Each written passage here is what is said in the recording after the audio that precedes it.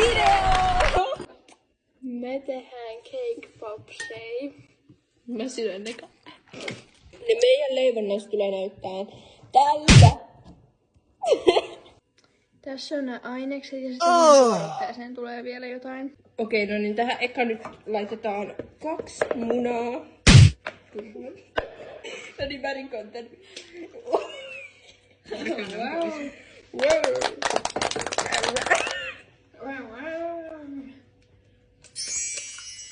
Hyvin menee sinne. Sitten sokeria tulee jonkun.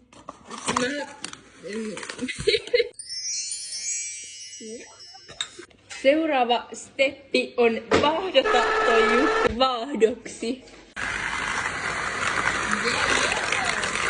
Okei, mä ja Viivi nyt laitetaan kuivat aineet tähän kulhoon, kun toi vaahottaa sitä. Me laitetaan nyt jauhoa.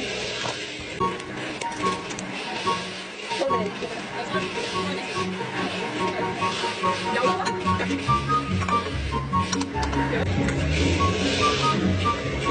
Laitetaan se puoli.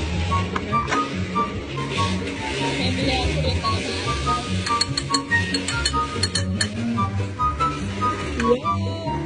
katsotaan katsoa tälle. Ready. Nyt me lisätään noin tänne. Joo.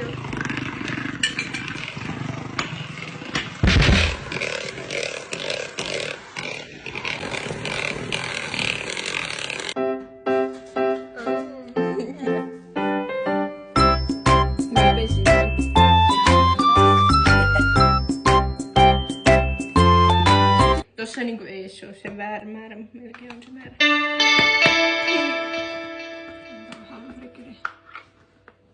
Meillä vähän niinku liian vähän toista tuorejuustoa, niin me laitetaan nyt tätä tämmöistä maitoa vielä vähän. Venla, mihin sä laitoit sen? Osa. Kovaa.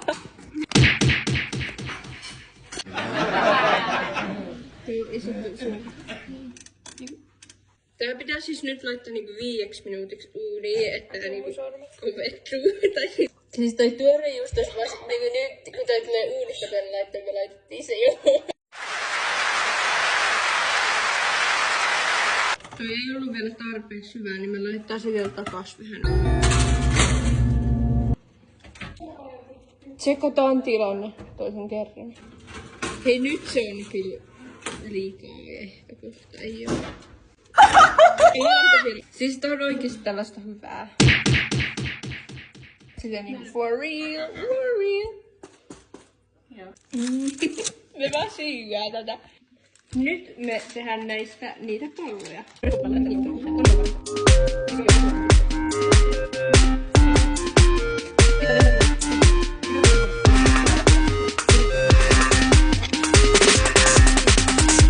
Tää siis on nyt pakastimessa. Yes! Meillä ei suklaa tähän, niin me tehdään tohon kuorotteeseen niinku mokkapalakuorote. Wow! Pissatko, mutta nää nyt on valmiita, kun me ei jaksa odottaa. Nää on tämmösiä vellejä vaan tässä, mut... Paan tätä vielä tähän kastikkeeseen, niin nyt on tämmönen kunnon tämmönen esteettinen.